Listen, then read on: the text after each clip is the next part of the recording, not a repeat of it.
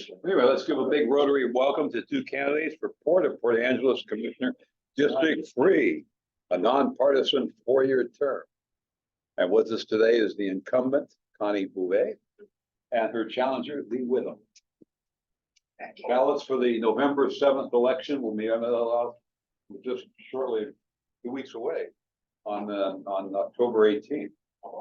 We'll begin again with the candidates' 3-minute opening statements, followed by 1-minute follow-ups, if they wish, and then go to questions from the Rotary membership.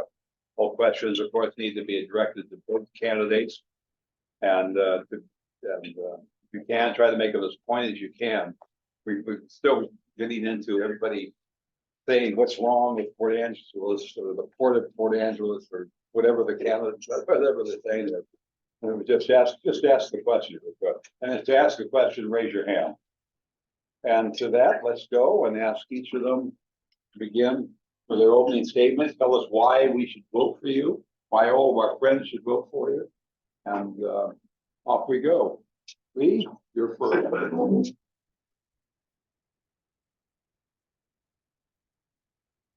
Stand over here, so I'll try it. We need to get you in front of the Zoom. Oh, sorry. Camera. At the table. No, Yeah. just at the table. You're good. You can stand. So good morning, everyone. My name's Lee Whetham. I'm a candidate for Port Angeles District 3. I live in District 3.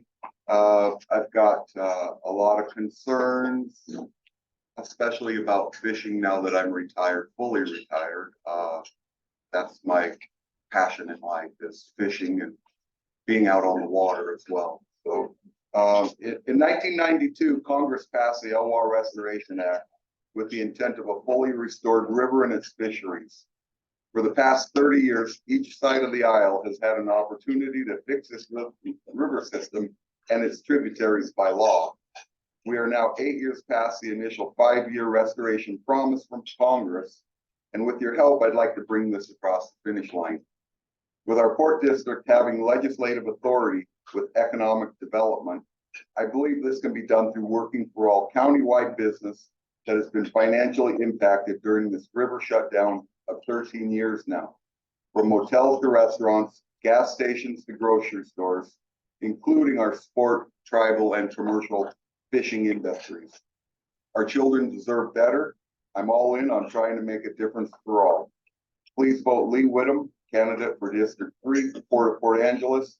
Let's do this for our community. Thank you. Connie, over to you. Good morning. Thank you, everyone, for coming.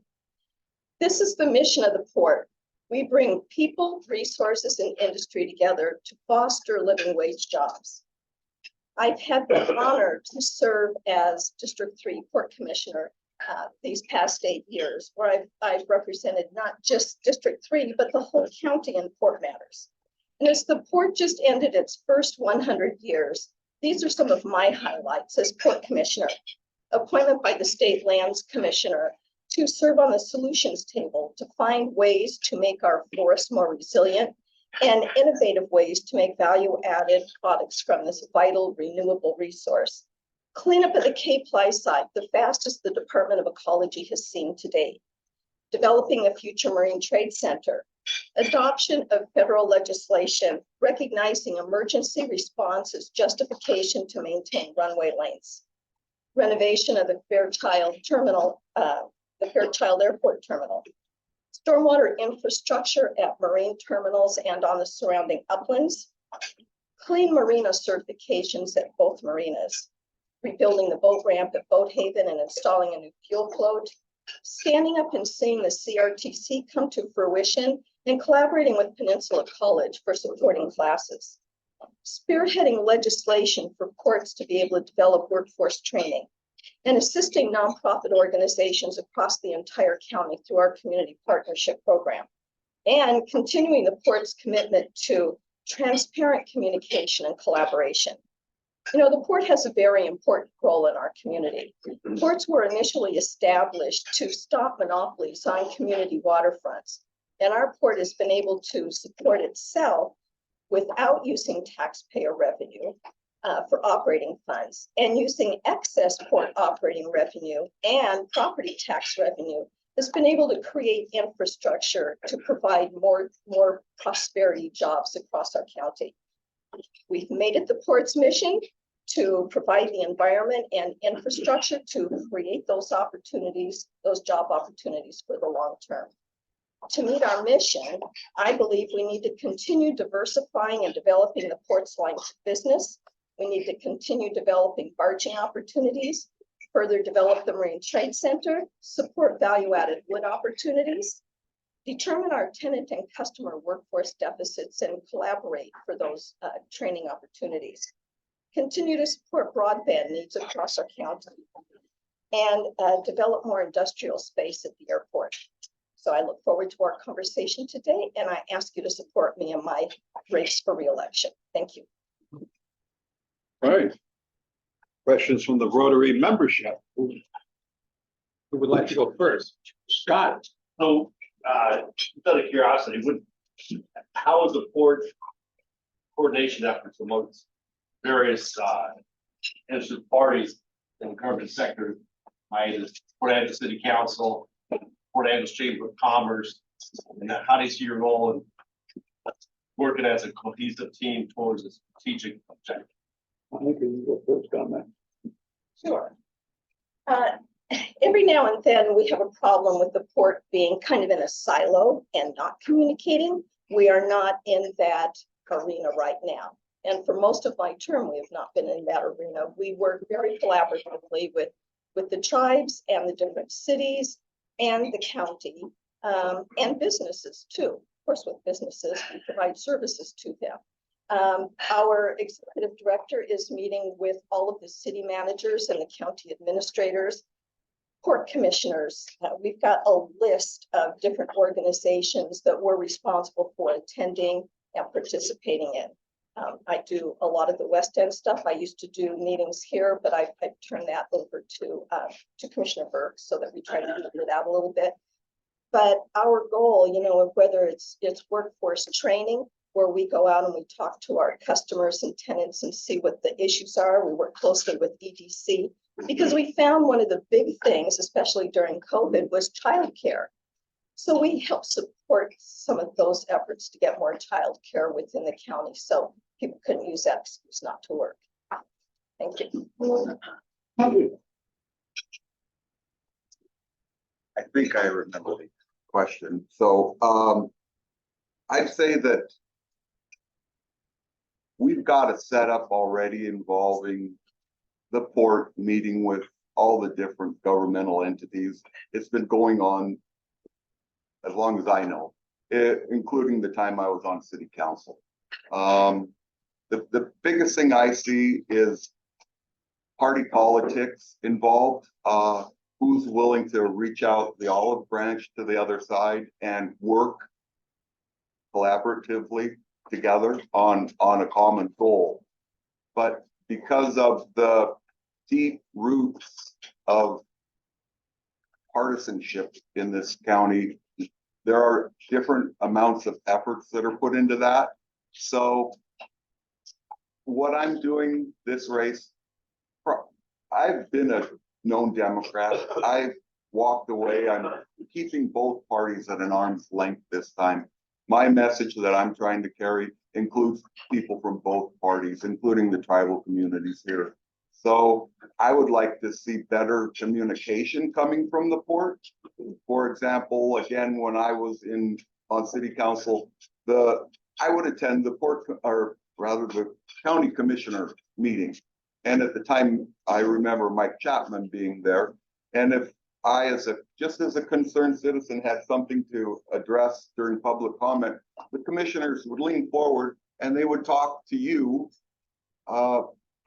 as a regular person and not remain mum behind the microphone. I really admire that type of government representing me. I've attended 6, 8 port meetings now with various concerns, and I'm getting no feedback from either anyone up there, all 3 port commissioners. So I think that there needs to be a better effort to listen to the people that are residents here in our county. Thank you. Good. Another question? All right, let me ask one. And Lee, we'll have you go first. Okay.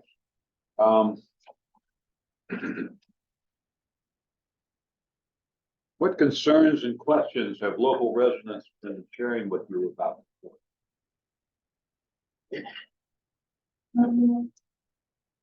Local residents, what seems to be the hot ticket item right now, that I'm not getting any answers from attending and asking questions during public comment. The port has a bunch of new rules that they're gonna implement, I assume, at both marinas here in the county. I've had an outreach effort from a specific user group down there about concerns of these new rules. And what I'm trying to do is give them further information from my knowledge of looking upstream. Are these new rules because of a federal grant going forward, being eligible? The federal government has rules built into grant availability. So you're not eligible to get these grants unless you do this. So maybe that's why the port has to do that. But that's not being explained from the port. I just thought of a new one this morning too. So I'm a pleasure boat owner. I have a little speedboat that I love to go out there in the middle of nowhere out there. And the marina has recently started locking their gates to the floats, and it's 24/7. Whereas prior, the other 9 years before, I've been a renter 10 years total. The gates were always open, I believe, from 8 to 5 p.m. and now they're locked all the time. What does that do to the boat owners that choose to clean their fish on the dock? Because the law reads legally landed fish before you can process it. So without the game wardens being able to come down and inspect with the gates locked, does that jeopardize my position of I want to clean my fish on my boat rather than take it home and have my wife say something to me about that? So that's how I do things, and you know, that's something else maybe that could be addressed from the commission and from the fisheries and wildlife. Thank you. Connie, any again concerns and questions from residents? Something that should be addressed, do you think? So what I hear, and what is, one of the hot ticket items now is not enough housing. What's the port going to do about affordable housing? Well, first I want to know the definition of affordable housing. Are we talking about housing for people who are not employed or have an extremely low income? Or are we talking about not having enough available housing? I think both of those things are being addressed at different levels of government.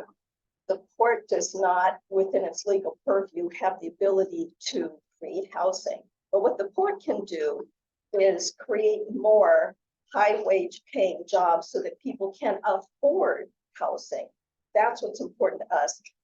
We do have 2 members of our commission who sit on the housing solutions table. And so they keep us apprised of what's happening. So we do have representation at that level. But it's really important for people to be able to afford housing. And that's part of our mission, to provide those jobs. I've heard concerns too about workforce. And again, I've addressed how we're helping with workforce training. Rules and regulations down at the boat haven have been a concern. Those rules are very old, they're outdated, they don't cover any kind of providing for safe security for the port in terms of liability. So we're trying to address some insurance issues. We are involving the users down there. We had an instance where a staff member had just started a meeting and he had an emergency at home and had to leave. And so everybody sat in the room and had their own meeting. So people are concerned about what those rules and regulations look like, but we are working collaboratively with them. There's one port commissioner and then their staff who's working with various representatives. And I'm sure we'll get that ironed out in short order. Sometimes I hear from people, why does support, what's support going to do with all those logs down on the waterfront? Well, we don't own those logs. We don't buy those logs. We provide a service to our customers from land to water transportation, and we help do some sorts and can stuffing and things. But some people have the misconception that the port owns all those logs down there, and we don't. So, one of the important things as any kind of entity is we need to educate the public. And so I appreciate these opportunities at election time for people to talk about what the particular entity is doing. So thank you.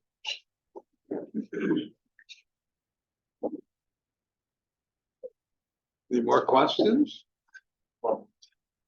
Norm? Connie mentioned in her opening statement, I believe, that the Cape Fly site was one of the fastest environmental cleanup projects ever completed. And by way of disclosure, I'm involved in a cleanup effort, or representing one of the parties in a cleanup effort. So I know a little bit about what's going on. The port is engaged in at least 2 other cleanup projects with other parties. And one of those might be the slowest one that's ever reached fruition. It started in, I think, 2010, maybe, or 2012, something like that. And so far, we haven't moved a shovelful of dirt. Not the port's fault. We'll certainly disclose that. Once those projects actually begin to work, one is the upland and one is the port harbor itself, the underwater area. There's going to be a lot of disruption, huge amounts of work. And so I'm curious for both of you, how will port operations be able to be maintained and continued as those projects go on, which will probably be 10 years or more once they actually get started? Connie? How much time do I have? How much time do I have? As much as you want. As long as you stay on subject. Yep. So 2 issues: in water, upland. So I'll address in water first. The port is one of the stakeholders in the Western Harbor cleanup. So we've got the whole harbor. Part of the cleanup is the responsibility of Rainier. And I cannot talk about Rainier because we don't own that property. We have nothing to do with it. I will tell you, however, that they are at the remedial stage of their plan with the Department of Ecology. And we have to keep in mind that when these cleanup efforts, the proposed plan goes to the Department of Ecology. I know that ours was 1,400 pages long, has to be reviewed by Ecology. And then they provide comments, we provide comments, et cetera, et cetera. So, Rainier is on their own timeline, and I can't speak to that, but I can speak a little to what the stakeholders are doing on the western side. We have formed a collaborative group so that the 6 stakeholders involved, each one is not having to provide its own plan for its own supposed little section of the harbor that needs to be cleaned up. It's a collaborative effort with all of us. And it's interesting sitting in our executive session meetings, and the attorneys want to bring us up to date. We have an attorney who represents this one and can talk to us and talk about this, and they have to kind of leave the Zoom or leave the room while another attorney talks to us because the others can't participate in that. It's quite interesting. But we have submitted our remedial plan to Department of Ecology. And in a very short order, there will be public comment on it because we have responded to their questions and comments and, what lines need to be fixed. So, on Department of Ecology's timeline, they will present it for public comment. And I'm sure that there will be a lot of people there at the public comment session when it's presented by Ecology for them to consider their comments before this remediation work is done. As far as the remediation work in water, we're looking for ways to get whatever has to be taken out of the harbor to be a workaround all of the city, to get all of that stuff moved out. It's gonna have to come out, drained, and then trucked off to another site. Some of the area will end up being capped. So that's, and we're looking at different barging opportunities to try to get stuff dredged and out of the water, and also to, to put things back in the water that needs to be done. Uplands, it's ports across the state and really across the country who are being tasked with doing these brownfield sites, cleaning up toxic sites on the uplands. And ports do that best. We can get funding to do it. We have the power to clean up a site using our own funds, and then going after insurance companies for reimbursement. And that's what we do on all of these upland sites. That's what we did with the K-Ply site that we're in the last year of monitoring right now. And we've got several others. We have been known to purchase land just so we can clean it up and get it back into our economy. So we're working on a couple of those upland things now. We have insurance companies that we're going after to be reimbursed. And then we also get MODCA funds from the state to help cover our costs for the cleanup. Thank you. Lee, anything you would do differently? Or? Well, I'd like to summarize my knowledge from when I was on city council. The initial idea was to get all of the insurance companies to fund the cleanup efforts in the water 100%. And I believe that is still together on those terms. What was discussed again back then when I was involved was a capping of the harbor rather than a dredging. There will be certain areas they'll have to dredge because they need to maintain boat depth so they can continue with port business. I had one gentleman highly placed that he told me that the scientists can't even agree on which way the water flows in and out of the harbor. High tide, low tide. Does it go clockwise? Does it go counterclockwise? So there, back at the time, there was still that discussion ongoing. I'd like to throw in a third problem on the harbor. Actually, before I do that, the harbor has got different cleanup areas with different governments involved, give different government levels rather. The city of Port Angeles, the Port of Port Angeles, the Rainier thing.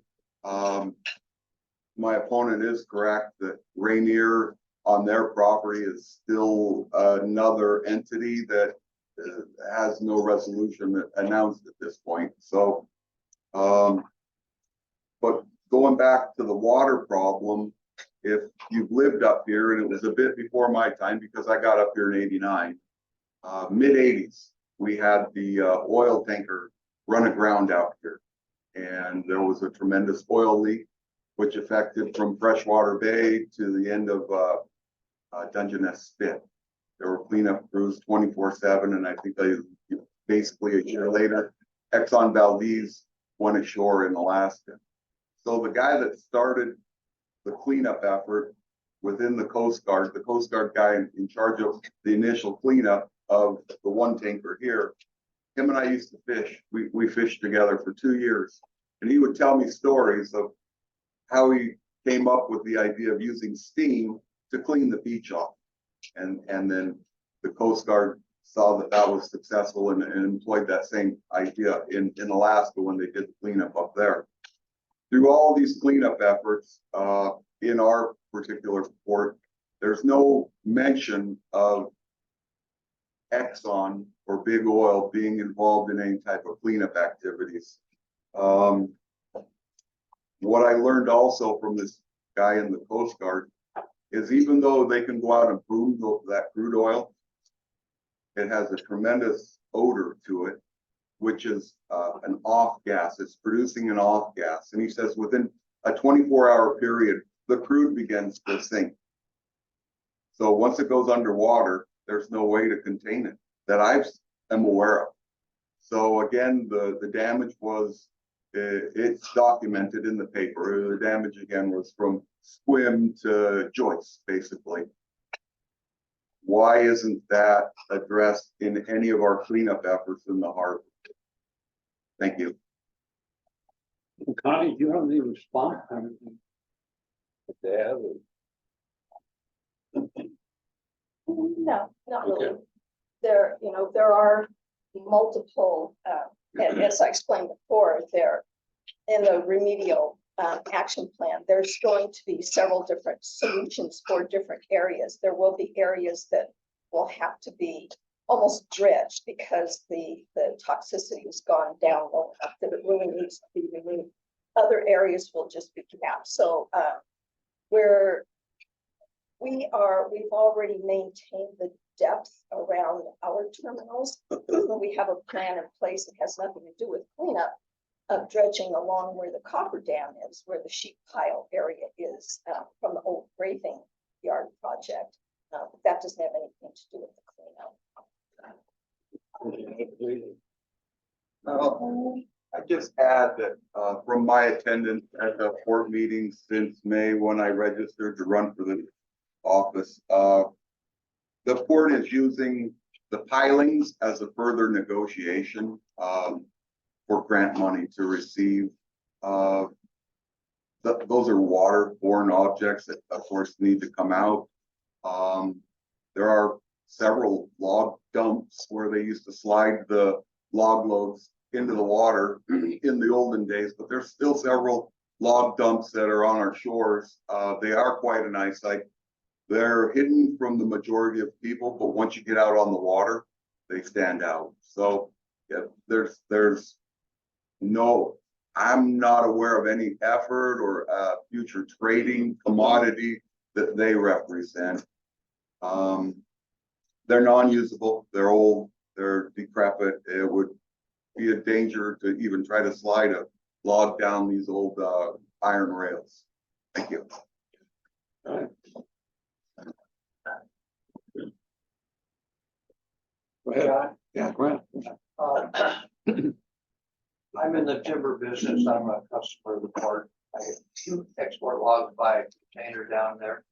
So, where are each of you in supporting the timber industry? The logs I buy and export are all private and Indian. I'm keeping a contract going with this business. So where are you on timber harvest, timber supply, log exports? I appreciate that question specifically. So that leads into my closing statements, but I'm 100% behind timber. I have friends and family within the timber industry here on the peninsula, which has nothing to do with my stand on timber. We have to look at the history of our area. We are timber country, and I understand a little bit more in depth, I think, than the average person. That sometimes the piles of logs along the waterfront, they didn't even come from the Olympic Peninsula. They can be bought from another country, from another county. They can be brought over, but it's all part of the industry of buying and selling raw material on an open market. And we don't have to look very far. We can all go down to our local lumber yard and see what lumber's doing. There, it's quite volatile. And that kind of leads into the other problem of housing shortage. And when I grew up as a plumber, I tease and I say, I grew up under a house because there were a lot of spec homes being built in the early 80s. You don't see that anymore. The builders won't take that risk, and I don't personally blame them. It's a very volatile market, and especially now it's gotten even seems that it's gotten worse. So no, I'm 100% timber, and it's part of the fabric of our community. Connie. I'm 110% behind timber. Wow, this whole county was built with timber money, and the jobs that it provided and all the support services that it provided, all the money that flowed all over this county because of timber is pretty darn phenomenal. And, you know, that really needs to continue. I speak to the Board of Natural Resources frequently to remind them of their job with our working forest lands that DNR oversees on our behalf. I'd love to get those working lands back so that we can make decisions on them, rather than setting our working timberland aside for, you know, for different habitat. We've already given up 52% of our working timberlands for set-asides for marble clear lead, etc. And the setbacks and the buffers continue to grow and grow and grow. But it is really important that we keep that industry going. I will tell you, the port has been an integral part of the timber industry. And if we did not provide the services down there, then our two remaining mills would have an extremely difficult time staying alive. I want to make a statement here, and hopefully it gets into the paper, because all people think that all of the logs that leave our water here are going to China. That is not true. Just a couple months ago, I was down and asking, okay, where are all these logs going to? Over 80% of them stay domestic, because with our DNR timberlands, those logs cannot leave to go international. They have to stay domestic. So when you see a lot of these logs going out of here, they are going around down to the Coos Bay area to mills there. They're going down to Shelton. They go over to the Seattle area. And on return, there's lumber that comes back, or other tree species that come back. We work to bring alder in. We don't bring it in, but we provide the service. And that's what a lot of our dewatering and our barging work is doing now, is bringing alder in to supply PA hardwoods. And if we didn't have that service, they would have a really difficult time getting enough alder. For one, I harvest alder on my property because that really is the most valuable, the fastest growing tree. And already, you know, just 3 years later, my trees they love it, Joyce. And I think that's what we should be using. But I do everything I can all the time to help educate the public about timber and the value. And it bothers me to no end to see all of the federal forests totally unmanaged. Those are matchsticks out there waiting to catch on fire, when we could be going in and thinning them so that the remaining trees can grow faster and have the value, you know, on the market. And if we're really thinking about climate change, and you see all those trees that have died in the Olympic National Park, we need to be thinking about what species is going to be growing best here in 50 years and harvest a lot of what we have now and plant those trees for the future.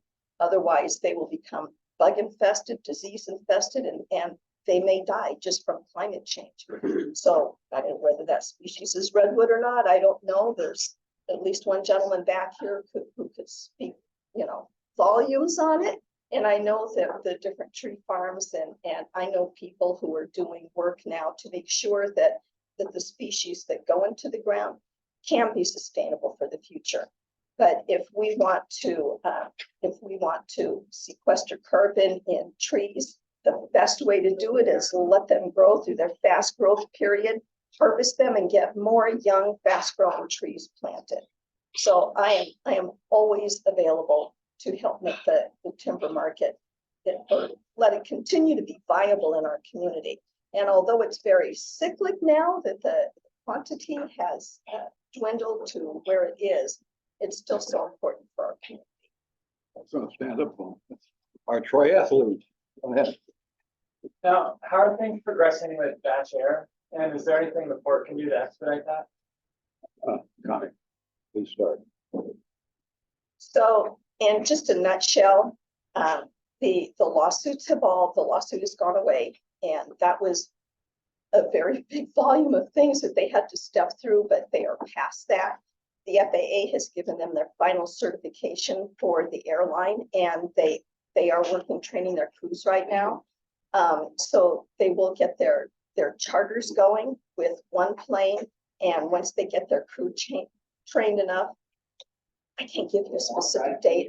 They have not told me, but once they do get started, they will have regular flights back and forth to SeaTac, and then that charter plane will continue to work as a charter and also be a backup plane. So if something happens to their regular one, they've got a backup and service won't stop. Is the port involved with that at all, or?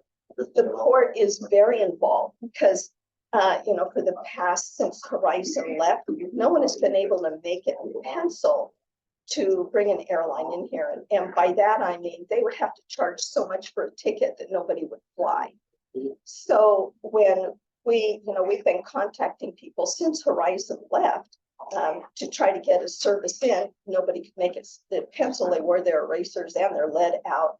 But Dash Air, which is a new airline, decided to come in and they purchased planes from the East Coast.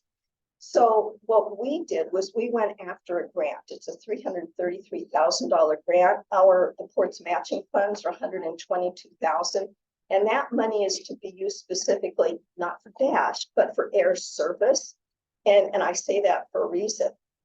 So when an airline presents what their cost is to fly a plane over to Seattle and how much they need to have in revenue for that flight, if there are not enough tickets sold on that flight or the tickets are cheaper, we will make up the difference. The port makes up the difference from that $333,000. So the duration of us doing that is when the money runs out. So if we are able to fill the planes, that money will last quite a while. Okay. Now, so when we're out advertising, we could really use theirs. So we can't do that ourselves. We can't go buy a plane and fly, but trying to get people in. If another airline had come in, we would have had to split that money in half. And then there's a chance neither one of them would have made it. Now, we're also giving them 450 square feet in the terminal at no cost. We're not charging the public for parking because we want people to come and fly. We're not charging them any landing fees because we really want them to get off the ground. We're doing everything we can to get them off the ground.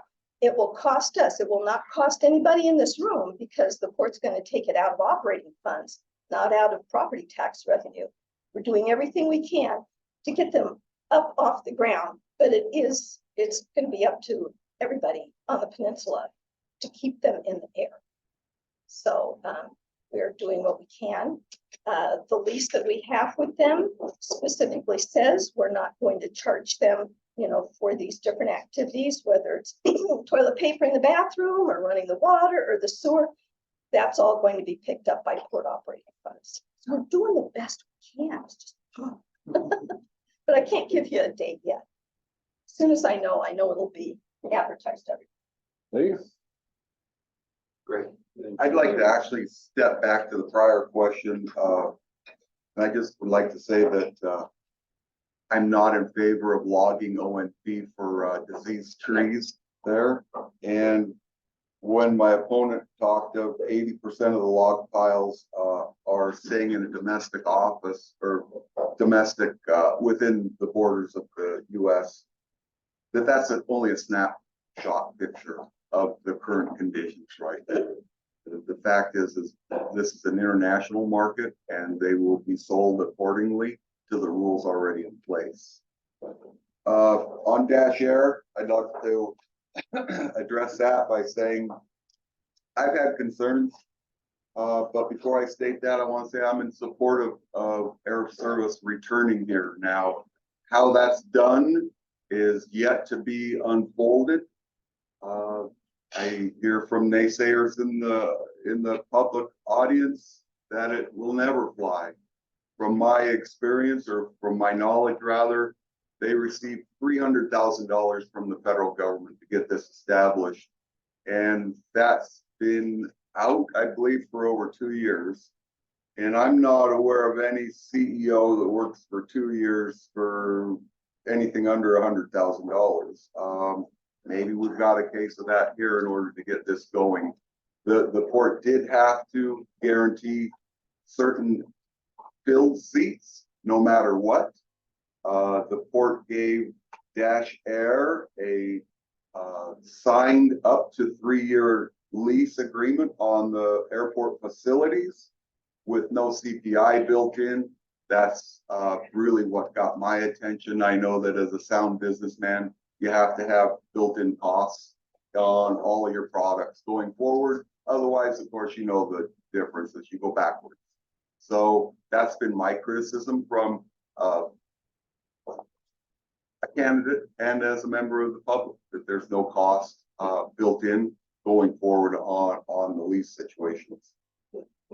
I hope it does get off the ground. It's yet to be seen. I've tried to talk to the commission prior at different meetings, and I get no response from any commissioners about anything. So, thank you. Connie, do you want to respond with that? Sure. So, CPI, let's say the CPI is 3%. What's 3% of nothing? The lease that we have done with them, we are waiving fees. At the end of that time, hopefully they're still here, hopefully they are successful, and we can do a regular lease with them.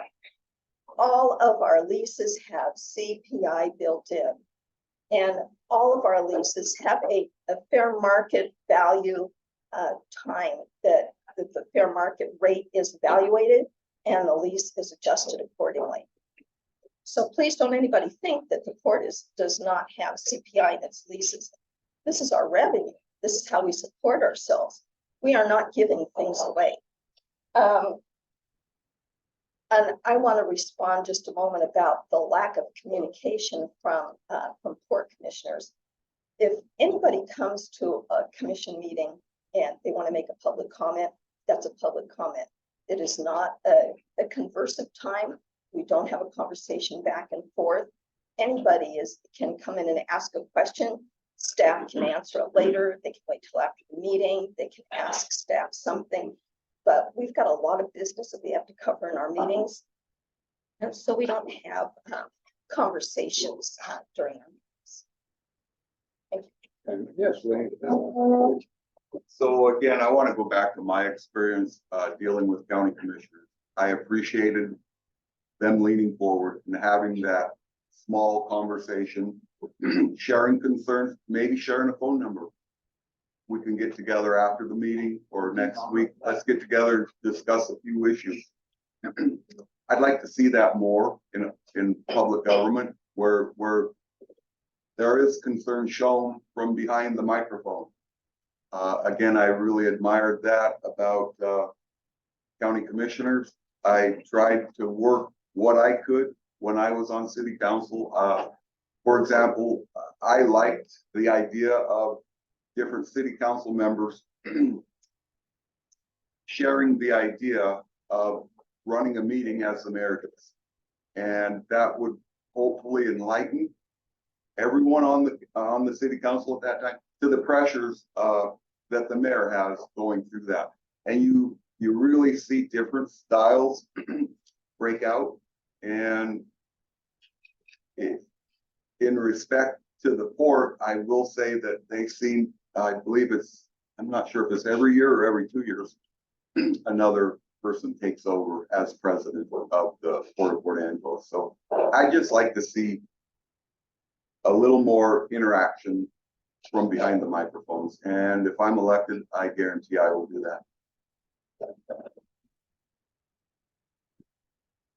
So sticking with airports, the Port of Port Angeles, of course, serves the entire county, but you all don't have a lot of infrastructure on the west end. What you do have is the CQ airport.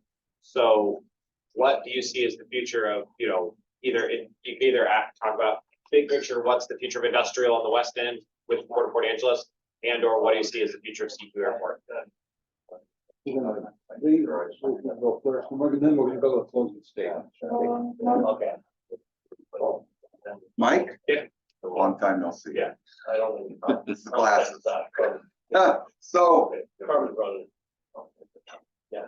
Yeah. I guess my center of attention actually is on the port marina.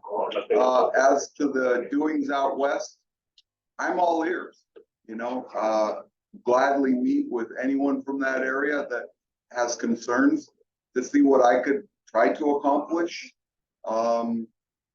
I have a friend, actually, he passed away. I had a friend out there that lived near the airport, and he would tell me about different things there. If it weren't for fishing, CQ probably would be nothing out there. So I'm all for ideas, and I would welcome ideas if I'm put on the Port Commission. Again, I go back to my roots at the harbor the last 10 years. There were concerns a few years ago about a possible sale of the swim marina. That opened up a big can of worms at the time. I have no intentions of selling any assets, but I have intentions of negotiating a successful open Elwha River fishery for everyone. Thank you. Connie, West End, our least populated district in the county. In fact, District 3, our district, starts at Cherry Street in Port Angeles and goes all the way west. So we have a huge job because we're responsible for over half of the geographic land in the county. And the port has one asset out on the West End right now, and that's Cloud CQ Airport. It does not operate in a positive manner. It goes in the hole every year to the tune of about $40,000, which is a drop in the bucket. And it is important for us to have that facility out there. There is a landing strip that's really interesting to land on. If anybody's done it, you're coming in and the runway it goes like this. We've got the fire department up there uses the hangar for some of its equipment and things up there. And then they're responsible for doing maintenance for us. So that's how we cut down on costs out there. They're responsible for mowing the alders out there along the runway so that the runway lights show. So, people can use it coming in. So there are a lot of small planes that go in out there. We don't charge any landing fees. Life Flight uses that airport I don't know if they take in other than just their helicopter. If they land their platypus out there, I think they have on occasion. And DNR has used that airport quite a bit during wildfire season. So it is an important asset. The runway is breaking up. It is not under FAA control.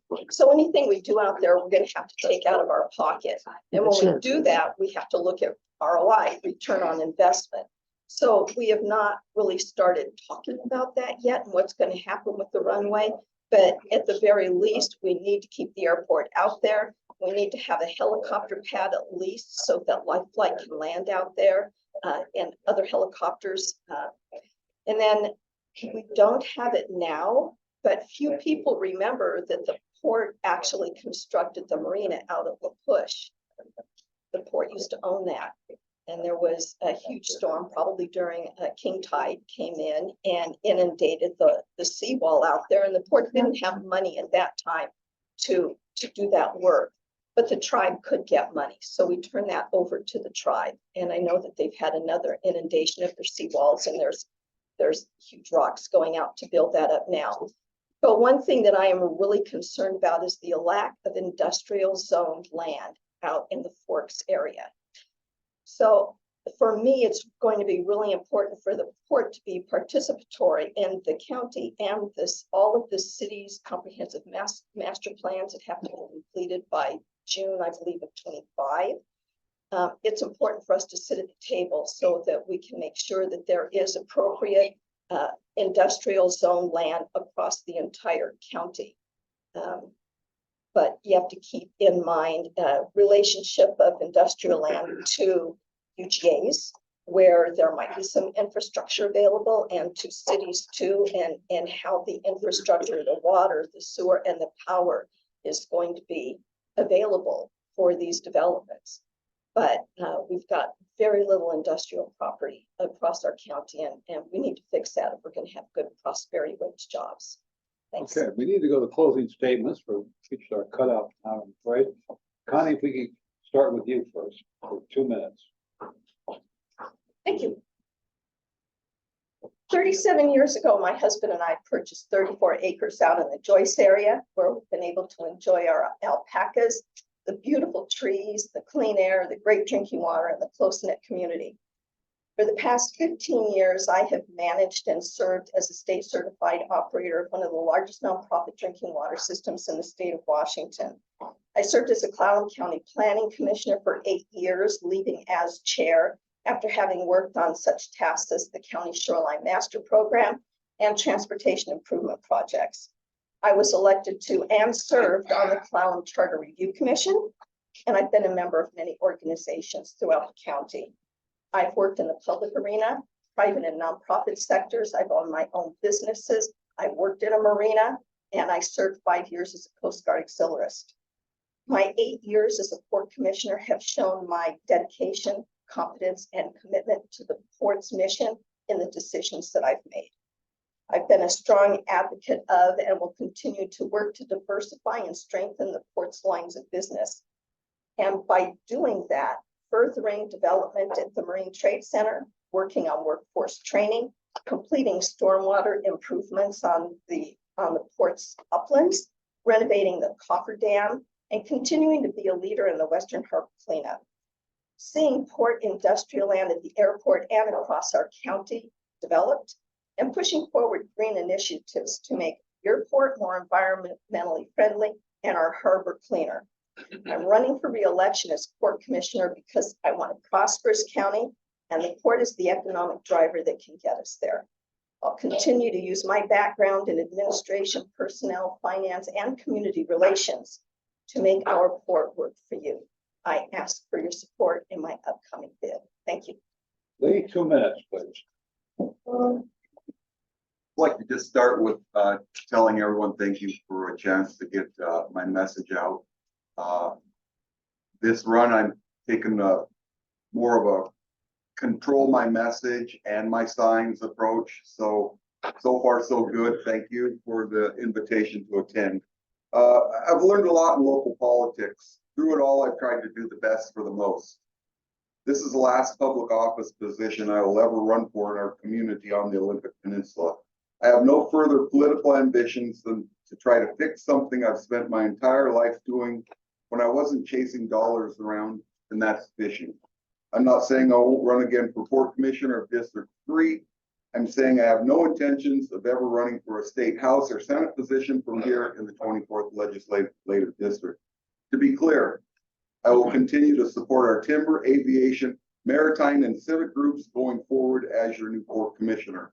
Through local politics, our problems need to be addressed by local politicians, then handed up to higher levels of government to be resolved through enacted laws or financial compensation, just like the city of Port Angeles did during my time in office, where we reviewed the city's industrial water plant operational costs. This action ended as the city was able to negotiate a settlement with Congress for the misrepresented industrial water plant design and build. I need your vote when our elections start October 20th this year. Vote Lee Whetham for District 3, Port Angeles. Thank you. Thank you, Lee. Okay.